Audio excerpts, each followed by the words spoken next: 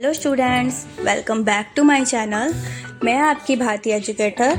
आज हम समझेंगे demand and supply. So our first topic is what is demand. Demand means the desires to buy a product and the ability to pay for.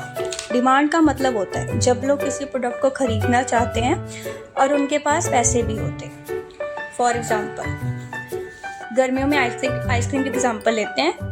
कभी सोचा ice cream महंगा क्यों होता है? क्योंकि उसकी डिमांड बढ़ जाती है। तो this is called demand if many people want to buy ice cream. Next topic is what is supply.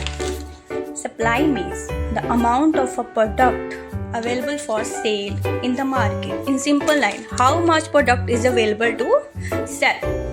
For example, अगर गर्मी में ज़्यादा लोग आइसक्रीम खरीदना चाहते हैं तो उसके साथ उस सप्लाई भी हाई होगी।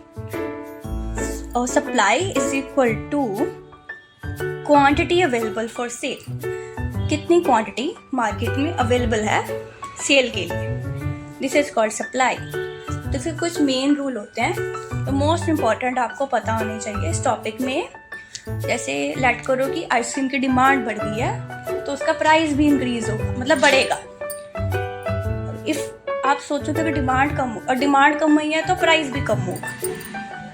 सो ऐसी हो, डिमांड बढ़ेगी तो प्राइस बढ़ेगा, डिमांड कम होगी तो प्राइस भी कम होगा। और उसके बाद सप्लाई का लेते हैं। अब मान लो बहुत सारी आइसक्रीम बन गई है तो सप्लाई को तो हाई है, लेकिन प्राइस जो है उसका कम रखना पड़ेगा। क्योंकि स्टॉक में बहुत सारे आइसक्रीम अभी सेल करने के लिए पड़ी है।